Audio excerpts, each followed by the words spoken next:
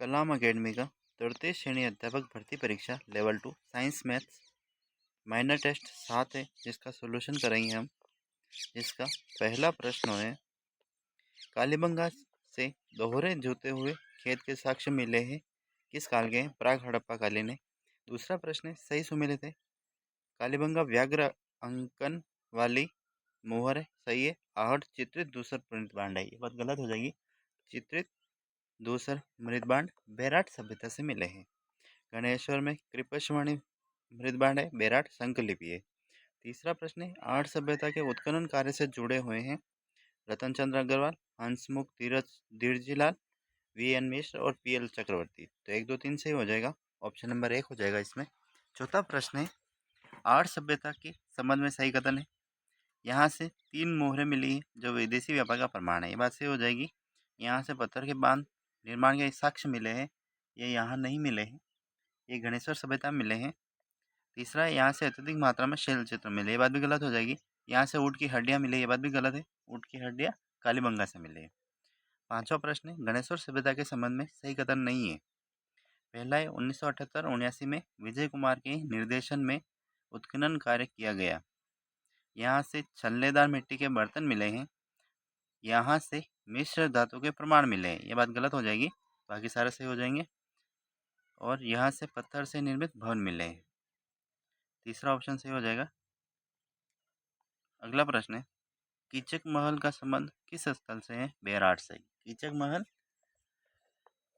बेराट से संबंधित है। सातवां है, बेराट से मिली 28 यूनानी मुद्राएं निर्मित है रजत की, ऑप्शन नंबर 2। आठवां है, बालाथल सभ्यता के संबंध में विचार करें। पहला है, वी.एन. मिश्र द्वारा उत्खनन किया गया था 1962-63 में, सही है। यहाँ से 11 कमरों का विशाल भवन मिला है, सही है। यहाँ से हाथ से बने कपड़े का टुकड़ा मिला है, सही है। यहाँ से मुड़े हुए पैर वाले व्यक्ति का शवादान मिला है, ये बात भी सही हो जाएगी। ऑप्शन नंबर 1 हो जाएगा। 1, 2, 3, 4 चारों कथन सही है। नवा है, राजपूत वैदिक आर्यों की संतान है, इस मत के प्रतिपादक कौन थे? जी.एच. ओझा। अगला प्रश्न है 10वां, पुष्कर में वराह मंदिर का निर्माण अनुराग चौहान ने करवाया था, ऑप्शन नंबर 2 सही हो जाएगा। 11वां है, पृथ्वीराज चौहान की विजय नीति को बढ़ते क्रम में लगाइए। पहला है, चंदेल, भंडानक, चालुक्य और गढ़वाल। तो सबसे पहले भंडानक को हराया, फिर चंदेलों को हराया, फिर चालुक्य और फिर लास्ट में गढ़वाल। ऑप्शन नंबर 3 सही हो जाएगा।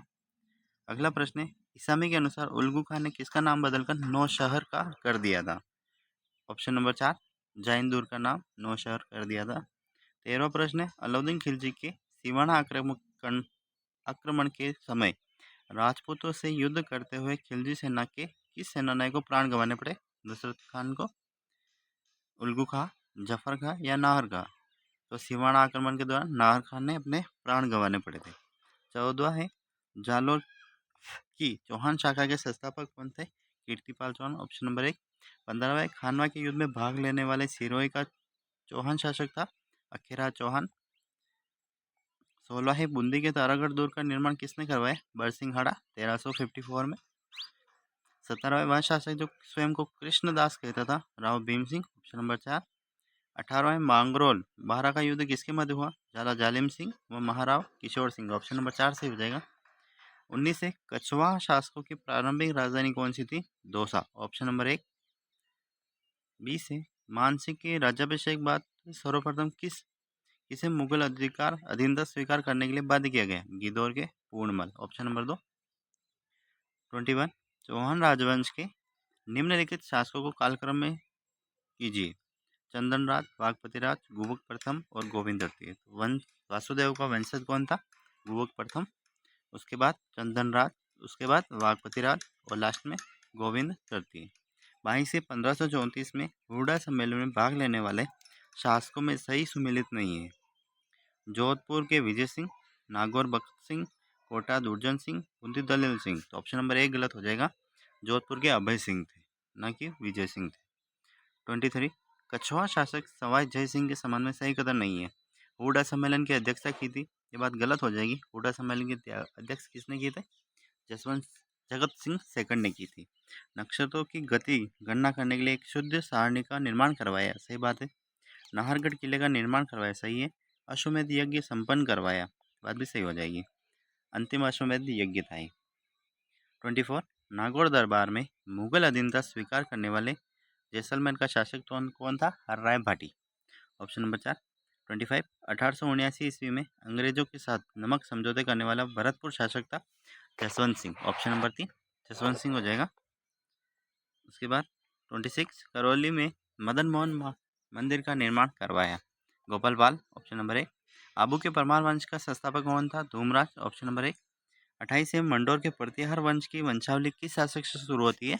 वंशावली रज्जल से शुरू होती है। संस्थापक कौन है? हरिश्चंद्र। 29 है ग्वालियर परिस्थिति में किसे नारायण की उपाधि से विभूषित किया गया? नागभट्ट प्रथम। ऑप्शन नंबर 1 प्रतिहार शासक वत्सराज के संबंध में सही नहीं है। इसके समय त्रिपक्षीय संघर्ष की शुरुआत हुई, सही बात है। इसके समय ओसिया के मंदिर समूह का निर्माण हुआ, सही है। इसके दरबार को नागावलोक दरबार भी कहते हैं, ये बात गलत हो जाएगी।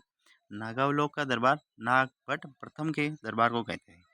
इसके दरबारी उद्योधन सूर्य ने कोलेमाला की रचना की, ये बात भी सही हो जाएगी। 31 चंवर शाही सिक्के किस रियासत में प्रचलित थे? टोंक। Option number 3। 32 राव चंद्रसेन के संदर्भ में सही कथन या कथनों का चयन करें। 1564 ईस्वी में अकबर ने हुसैन कुली खां के नेतृत्व में सेना भेजकर जोधपुर पर अधिकार किया, सही है। चंद्र सिंह पहला राजपूत शासक था जिसने किलों के स्थान पर पहाड़ों और जंगलों को अपनी रणनीति में प्राथमिकता दी, ये बात भी सही हो जाएगी। तीसरा है रावल सुखराज सुजा देवीदास चंद्रसेन के साथी थे, ये बात भी सही हो जाएगी। तो तीनों ऑप्शन सही हो जाएंगे, 1 2 3। ऑप्शन नंबर 1 33 निम्नलिखित में से किसने जोधपुर में आना सागर का निर्माण करवाया? जोधपुर में नहीं, आना सागर का निर्माण अजमेर में है, प्रश्न गलत है। 34 आवल बावल की संधि में मेवाड़ व मारवाड़ की सीमा निर्धारण बिंदु रखा गया, सोजत। 35 पाटन का युद्ध कब हुआ था? जून 1790। TPM टी का मतलब तुंगा, तुंगा का युद्ध 1787। पी का मतलब पाटम, पाटन का युद्ध 1790 और TPM मालपुरा का युद्ध 1800 ईस्वी में किया गया था। 36 निम्न में से किस भाषा वैज्ञानिक ने राजस्थानी भाषा को उत्पत्ति नागर अपभ्रंश से मानी है? पुरुषोत्तम दास मैनारिया। सुनीति कुमार चटर्जी ने सौराष्ट्री मानी है और पुरुषोत्तम दास मैनारिया ने नागर अपभ्रंश माना है। कन्हैयालाल ने क्या माना है? गुर्जरी अपभ्रंश। 37 नरोत्तम दास स्वामी ने राजस्थानी भाषा को कितने भागों में विभाजित किया है? 4। ऑप्शन नंबर 4 से हो जाएगा। 38 धावड़ी बोली कहाँ किस क्षेत्र में बोली जाती है? उदयपुर। 39 निम्न कथनों पर विचार कीजिए, इस बोली का प्रयोग सूर्यमल मिश्रण की रचनाओं में मिलता है। इस बोली में भी ढूंढाड़ी की तरह 6 शब्द का प्रयोग किया जाता है। इस बोली पर गुजराती व मारवाड़ी प्रभाव भी है। ऑप्शन उपयुक्त कथन किस बोली से संबंधित है? हाड़ौती। 40 मूडिया लिपि का आविष्कार किसने किया था? टोडरमल ने। किसने? टोडरमल ने। 41 21 से 23 मार्च तक राजस्थानी भाषा के प्रचार प्रसार व संवर्धन हेतु जयपुर में आयोजित किया गया। क्या आयोजित किया गया था? विजयदान साहित्य उत्सव। 42 11 अप्रैल को राजस्थान सरकार द्वारा 25 योजना कार्यक्रमों को फ्लैगशिप घोषित किया गया है। इस संबंध में निम्नलिखित युग्मों पर विचार कीजिए। पंच गौरव योजना, आयोजना विभाग, ये बात गलत है, पंचायती राज विभाग होगा। कर्म भूमि से मातृभूमि पंचायती राज विभाग की है, सही है। जलदाय विभाग इसके अंतर्गत है। लाड़ो प्रोत्साहन महिला अधिकारिता विभाग, सही है। अटल प्रगति पथ ग्रामीण विकास विभाग, PWD विभाग होगा अटल प्रगति पथ का, तो ये भी गलत हो जाएगा। तो 2 युग्म सही है, ऑप्शन नंबर 2 सही हो जाएगा। अगला प्रश्न है Rajasthan textile and apparel policy 2025 के संबंध में निम्नलिखित कथनों पर विचार कीजिए। पहला यह नीति 31 मार्च 2027 तक प्रभावी होगी, ये बात गलत हो जाएगी, ये 2029 तक प्रभावी होगी। अगला है इस नीति के अंतर्गत राजस्थान में 5 टेक्सटाइल एंड अपैरल पार्कों की स्थापना की जाएगी, सही है। सी है इस नीति के अंतर्गत आगामी 5 वर्षों में टेक्सटाइल एंड अपैरल क्षेत्र में 2 लाख नए रोजगार सृजित किए जाएंगे। तो ऑप्शन नंबर बी और सी सही हो जाएंगे, एक गलत हो जाएगा, इसकी जगह 2029 होगा। 44 राजस्थान विधानसभा में वर्ष 2025-26 हेतु गठित महिलाओं एवं बालकों के कल्याण संबंध समिति की अध्यक्षता किसके द्वारा की जा रही है? कल्पना चौधरी। Option number 3। 45 अप्रैल 2025 में सऊदी अरब में आयोजित 6ठी एशियन अंडर 18 चैंपियनशिप की डिस्कस थ्रो स्पर्धा में राजस्थान के किस खिलाड़ी ने कांस्य पदक जीता था? लक्षिता महलावत ने जीता था। अगला है 46। हाल ही में राजस्थान सरकार द्वारा उत्तम स्वास्थ्य उत्तम ग्राम उत्तम होगा राजस्थान की संकल्प को साकार करने हेतु कौन सी योजना प्रारंभ की गई? कौन सी? मुख्यमंत्री आयुष्मान आदर्श ग्राम पंचायत योजना। Option number 3। इसमें 18 प्रकार के स्वास्थ्य संकेतक व लक्ष्य रखा है। अगला 47 प्रश्न आरटी से संबंधित है। शिक्षा का अधिकार अधिनियम 2009 में किस वर्ष किए गए संशोधन के द्वारा असुविधाग्रस्त समूह के बालकों के समूह में निःशक्त बालक को जोड़ा गया? 2012। Option number 1। 48 है। आरटी अधिनियम 2009 की धारा 2N के तहत परिभाषित विद्यालय की श्रेणी में सम्मिलित है। समुचित सरकार द्वारा नियंत्रण विद्यालय सही है। विनिर्दिष्ट प्रवर्ग का विद्यालय सही है। NVS KVS. सी है गैर सहायता प्राप्त विद्यालय निजी विद्या स्कूल सही है। डी है सहायता प्राप्त विद्यालय गवर्नमेंट की सहायता से निजी स्कूल। तो ऑप्शन नंबर 4 हो जाएंगे एबीसीडी। आरटी अधिनियम 2009 में समुचित सरकार व स्थानीय प्राधिकरण द्वारा कानून लागू होने के 3 वर्ष के भीतर बच्चों के आसपास स्कूल स्थापित करने के कर्तव्य का उल्लेख किसमें है? धारा 6 में। आरटी अधिनियम 2009 की धारा 8 के अंतर्गत समुचित सरकार के कर्तव्य नहीं है समय पर पाठ्यचर्या व पाठ्यक्रम विहित करना। दूसरा है राष्ट्रीय पाठ्यचर्या रूपरेखा का निर्माण करना। ये बात गलत हो जाएगी, बाकी सारे सही हो जाएंगे। धारा 4 के तहत विशेष प्रशिक्षण प्रक्रिया तय करना। प्रारंभिक शिक्षा के लिए आधारभूत सुविधाएं उपलब्ध करवाना। ये बात भी सही हो जाएगी। 51 आरटी अधिनियम 2009 की धारा 9 के तहत स्थानीय प्राधिकरण के कर्तव्य के संदर्भ में सही कथन को पहचानिए। पहला है प्रवासी परिवारों के बच्चों को विद्यालय में प्रवेश सुनिश्चित करना। दूसरा है शैक्षणिक कैलेंडर तैयार करना सही है। सी है अपने अधिकार क्षेत्र के भीतर 18 वर्ष तक की आयु के समस्त बालकों का रिकॉर्ड रखना। तो ये बात गलत हो जाएगी, बाकी ए और बी दोनों सही है। अगला प्रश्न है 52 आरटी अधिनियम 2009 के प्रावधान सही सम्मिलित नहीं है। 14 प्रवेश के लिए आयु का सबूत सही है। धारा 15 प्रवेश के लिए इनकार नहीं किया जा सकता सही है। 18 अनुसूची में संशोधन करने की शक्ति। ये बात गलत हो जाएगी। वहीं से विद्यालय विकास योजना। ये बात भी सही है। 53 बालकों का निःशुल्क एवं अनिवार्य शिक्षा अधिकार अधिनियम 2009 संशोधन 2019 के अनुसार एक बच्चे को प्राथमिक शिक्षा पूर्ण होने तक किसी भी कक्षा में पीछे ले जाने का निर्णय लेने हेतु कौन सक्षम है? कौन सक्षम है? समुचित सरकार। ऑप्शन नंबर 4 से हो जाएगा। 54 आरटी अधिनियम 2009 की धारा 21 के तहत गठित की जाने वाली विद्यालय प्रबंधन समिति में आवश्यक रूप से कम सदस्य बच्चों के माता पिता या संरक्षक में से 3/4 होंगे। ऑप्शन नंबर 4 से हो जाएगा। 55 है आरटी अधिनियम 2009 की धारा 23 के अधीन केंद्र सरकार द्वारा घोषित शैक्षणिक प्राधिकारी कौन है? एनसीटी। ऑप्शन नंबर 4 से हो जाएगा। धारा 23 के अंतर्गत। 56 बालकों का निःशुल्क एवं अनिवार्य शिक्षा का अधिकार अधिनियम 2009 संशोधन 2017 के अनुसार एक अध्यापक जो 31 मार्च 2015 को नियुक्त या कार्यरत है न्यूनतम योग्यता नहीं रखता है तो ऐसी योग्यता कितने वर्षों में? 4 वर्षों के समय अर्जित करनी पड़ेगी। ऑप्शन नंबर 3 सही हो जाएगा, 4 वर्ष। अगला प्रश्न है 57 आरटी अधिनियम 2009 की धारा 27 के अनुसार निम्नलिखित में से किन गैर शैक्षणिक प्रयोजनों के कार्यों में शिक्षक का नियुक्ति की जा सकती है? 10 वर्षीय जनगणना सही है।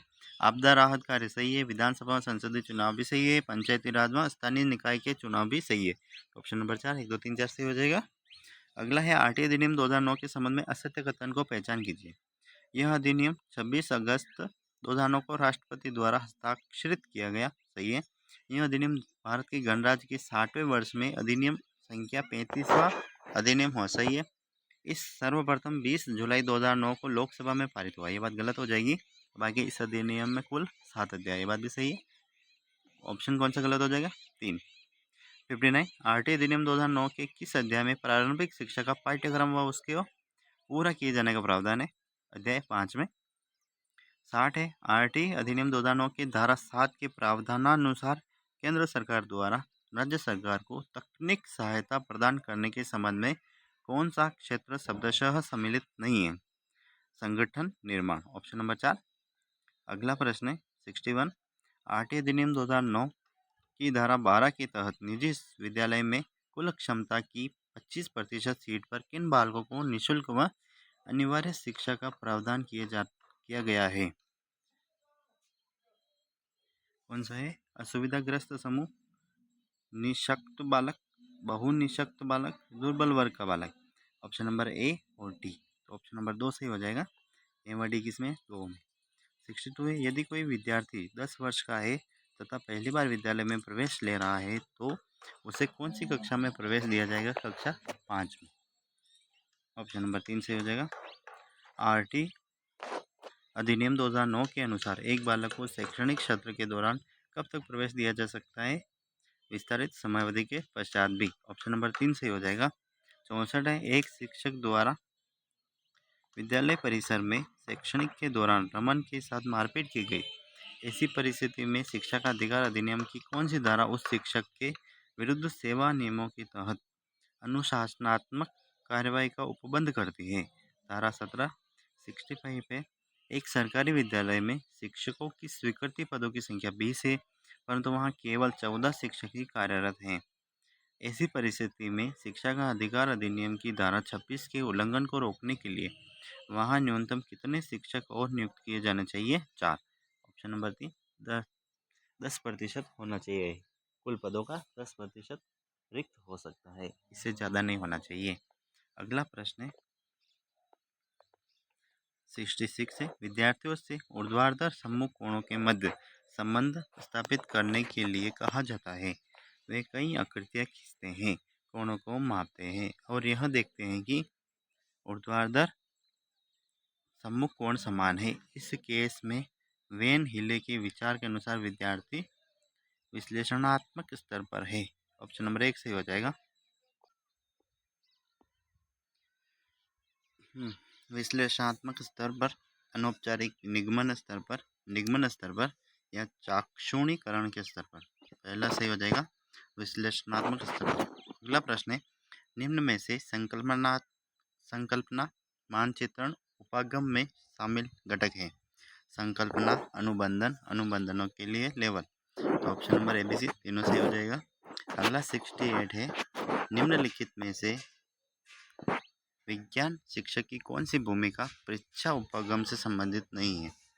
पहला है एक विज्ञान शिक्षक को प्रेरक एवं सुविधाकर्ता के रूप में कार्य करना चाहिए।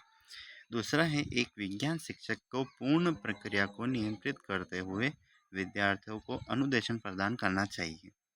तीसरा है एक विज्ञान शिक्षक को परीक्षा अधिगम हेतु प्रतिक्रियाशील वातावरण प्रदान करना चाहिए। चौथा है एक विज्ञान शिक्षक को आवश्यक सामग्रियों एवं सुविधाएं प्रदान करते हुए मंच निर्माता के रूप में कार्य करना चाहिए।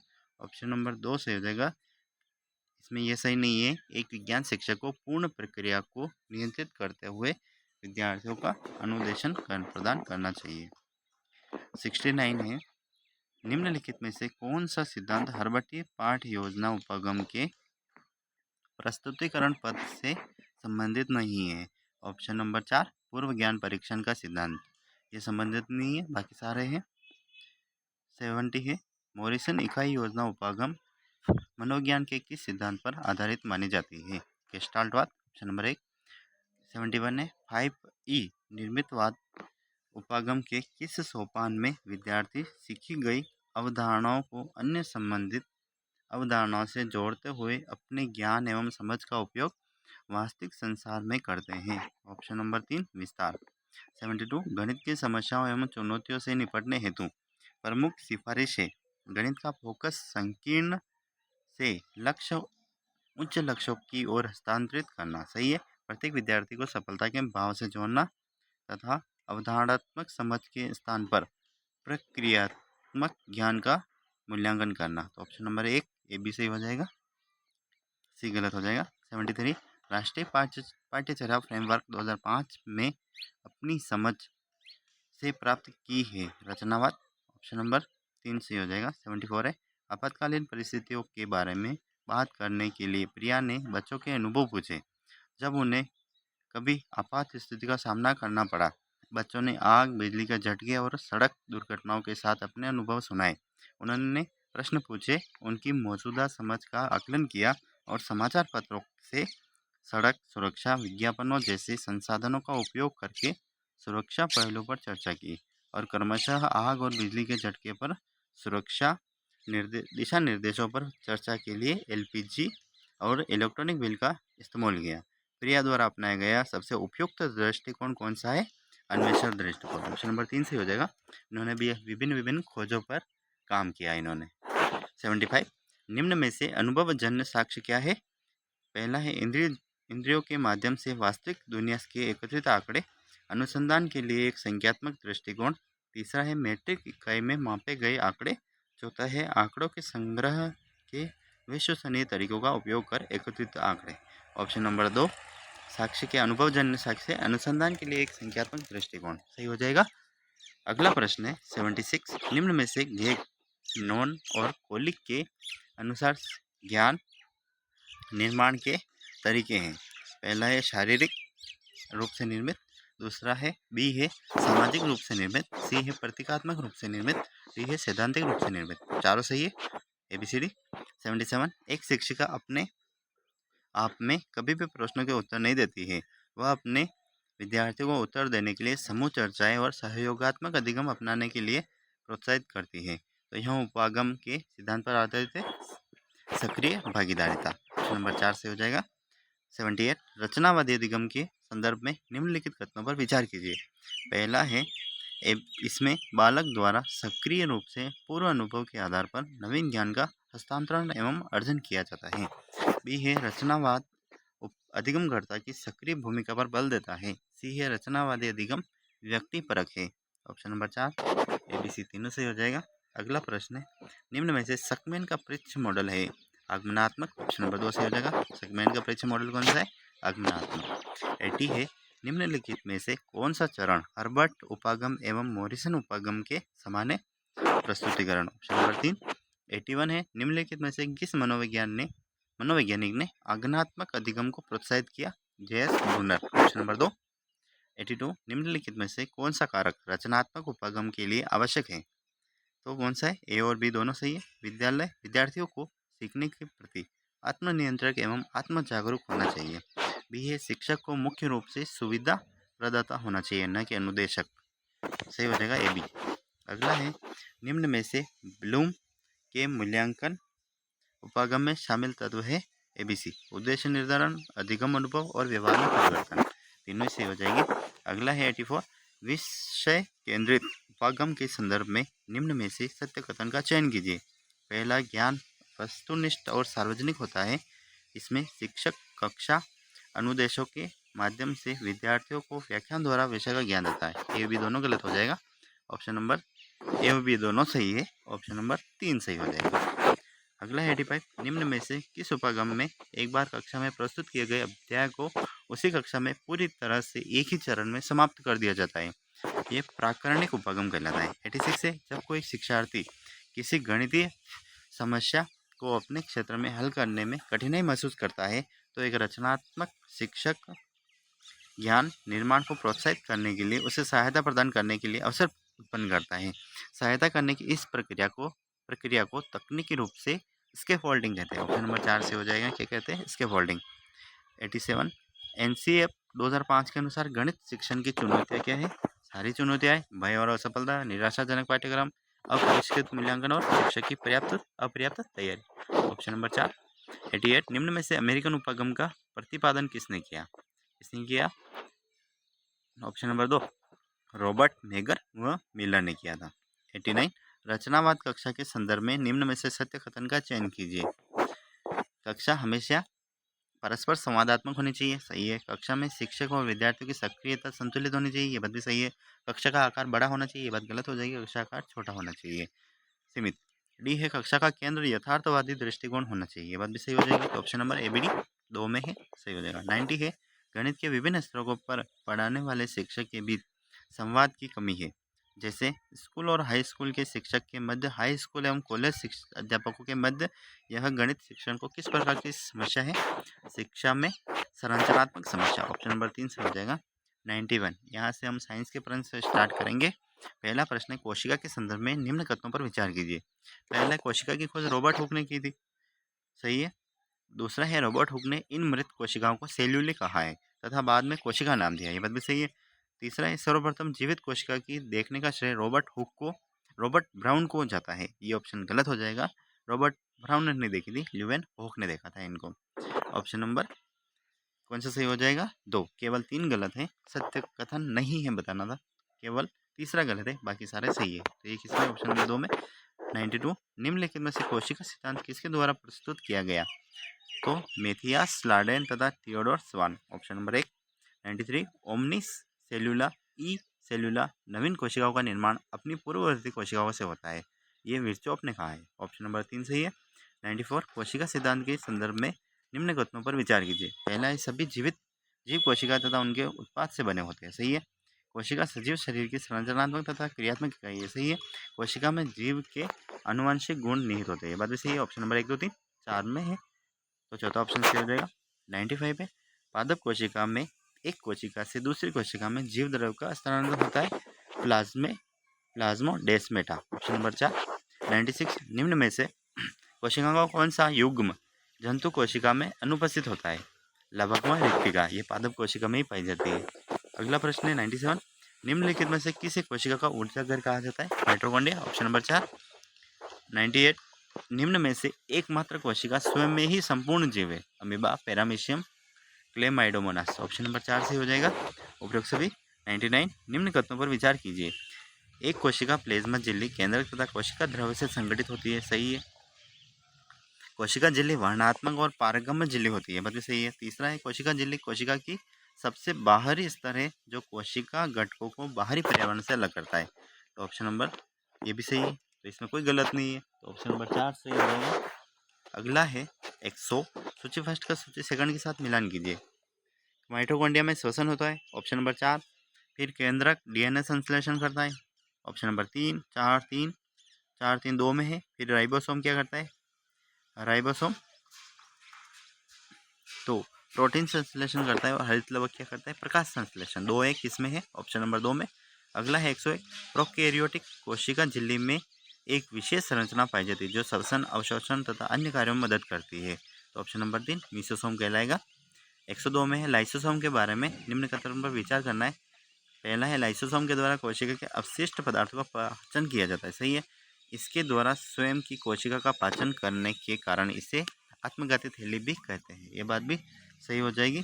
इसका निर्माण केंद्र के द्वारा किया जाता है, ये बात भी सही है, तो ऑप्शन नंबर 3 गलत हो जाएगा, केंद्र के द्वारा नहीं किया जाता है, तो ऑप्शन नंबर 1 2 सही है, तीसरा गलत हो जाएगा, तो इसमें सत्य कथन नहीं बताना था, ऑप्शन नंबर 2 सही है। 103 है, निम्न में से बैलगाड़ी के पहिए समान संरचना कौन सी कोशिकांग दर्शाता है? सेंट्रियोल, जिसे तारकाय कहते हैं, 90+0 भी कहते हैं। 104 है, निम्न कथनों पर विचार कीजिए। यदि कोशिका को तनु विलयन में रखा जाता है तो परासरण विधि द्वारा कोशिका फूलने लगती है, बात भी सही है। दूसरा है, यदि कोशिका को समपरासरण विलयन में रखने पर कोशिका के माप में कोई परिवर्तन नहीं होता है, ये बात भी सही है। यदि कोशिका को अति परासरण दाबी विलयन में रखा जाता है तो कोशिका जीव द्रव्य कुंचन के कारण सिकुड़ जाती है, ये बात भी सही हो जाएगी। 1 2 3 सही है, ऑप्शन नंबर 4। 105 में मानव श्वसन के संदर्भ में कौन सा से कथन सत्य है? पहला है, भोजन के ऑक्सीकरण से रासायनिक ऊर्जा का निर्माण होता है, सही है। दूसरा है, श्वसन एक जैव रासायनिक क्रिया है, सही है। तीसरा है, श्वसन के दौरान ऊर्जा का निर्माण एटीपी के रूप में होता है, सही है। श्वसन मंद दहन का प्रकार है, ये बात भी सही है, ऑप्शन नंबर 4 चारों कथन सही है। 106, निम्न में से अनॉक्सी श्वसन के लिए सत्य घटना नहीं है, यह ऑक्सीजन की अनुपस्थिति में होता है, सही है। इसमें भोजन का अपूर्ण ऑक्सीकरण होता है, सही है। इसमें केवल 2 एटीपी निर्माण होते हैं, ये बात भी सही है। यह प्रक्रिया साइटोप्लाज्म तथा माइटोकॉन्ड्रिया में संपन्न होती है, ये बात गलत हो जाएगी, यह केवल कोशिका द्रव्य में ही संपन्न होती है, तो ऑप्शन नंबर 4 गलत हो जाएगा। 107 है, निम्न कथनों पर विचार कीजिए। पहला है, अनोक्सी श्वसन तथा किण्वन दोनों ऑक्सीजन की अनुपस्थिति में होते हैं, सही है। दूसरा है, किण्वन की प्रक्रिया कोशिका के बाहर संपन्न होती है, बात भी सही हो जाएगी। तीसरा है, अनोक्सी श्वसन में सूक्ष्म जीवों की आवश्यकता नहीं होती है, बात भी सही हो जाएगी, तो तीनों ही सही है, ऑप्शन नंबर 4। 108 है, सूची फर्स्ट और सूची सेकंड। अस्थमा वायु प्रदर्शन द्वारा, अस्थमा किस में होता है?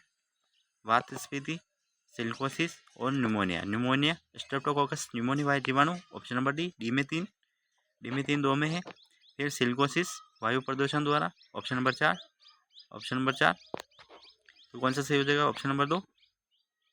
अगला है 109, वायवीय श्वसन के चरण। ग्लूकोज का पायरुवेट में विखंडन और फिर पायरुवेट का कार्बन डाइऑक्साइड में परिवर्तन होना, यह दोनों प्रक्रियाएं कोशिका द्रव्य तथा माइटोकॉन्ड्रिया में संपन्न होती है। Option number 4। 110 से निम्न में से शैवाल की कोशिका भित्ति के घटक सेल्यूलोज, गैलेक्टेंस व मेनान्स। ऑप्शन नंबर 111 है, पादप श्वसन क्रिया में ऑक्सीजन लेते हैं, कार्बन डाइऑक्साइड छोड़ते हैं। ऑप्शन नंबर 3 से हो जाएगा। 112 है, कोशिका के निम्नलिखित में से किस कोशिका में दोहरी झिल्ली पाई जाती है? माइटोकॉन्ड्रिया में, केंद्रक में, हरित लौह में। केवल लाइसोसोम में नहीं पाई जाती है। ऑप्शन नंबर 3 से हो जाएगा। 113 है, निम्न में से किस कोशिकांग द्वारा शुक्राणु के एक्रोसोम का निर्माण होता है? गोल्जी का। Option number 3। 114 है, कोशिका का नियंत्रक कौन होता है? केंद्रक। Option number 2। 115 है, निम्न में से रसदानी का कार्य क्या है? संग्रहण, परासरण, अपशिष्ट पदार्थों का उत्सर्जन, उपयोग सभी सही हो जाएगा। 116 है, निम्नलिखित में से कौन सा रासायनिक सूत्र सही सुमेलित नहीं है? सोडियम नाइट्रेट NaNO3 सही है। एल्यूमिनियम ऑक्साइड Al2O3 सही है। सोडियम कार्बोनेट ये गलत हो जाएगा, Na2CO3 होता है, जबकि इसने NaCO3 दे रखा है। इसके बाद अगला प्रश्न है, 10 मोल सोडियम सल्फाइड Na2SO3 का द्रव्यमान क्या होगा? 1260 ग्राम। Option number 2। 118 है, निम्न में से नील्स बोर मॉडल की कमी नहीं थी। पहला है, एक से अधिक इलेक्ट्रॉन वाले परमाणु प्रतिरोध को इस मॉडल द्वारा स्पष्ट नहीं किया जा सकता। सही है। उच्च भेदन क्षमता वाले उपकरण में से देखने पर पता चलता है कि परमाणु का रैखिक स्पेक्ट्रम एक से अधिक लाइनों में बटा होता है, जिसका कारण बोर मॉडल स्पष्ट नहीं कर सका। सही है। बोर के अनुसार एक निश्चित कक्षा में चक्कर लगाने पर इलेक्ट्रॉन की ऊर्जा में कोई परिवर्तन नहीं होता है। ये बात गलत हो जाएगी, बाकी सारे सही हो जाएंगे। अगला है 119, एसीटोन तथा जल के मिश्रण से एसीटोन व जल के पृथक करना आसवन द्वारा। Option number 4। 120 से बालों को क्रीम व फेस क्रीम किस प्रकार का कोलाइड विलयन है? किस प्रकार का? पायस या इमल्सीकरण का। ऑप्शन नंबर 3 हो जाएगा। यहाँ तक साइंस के प्रश्न कंप्लीट हो गए।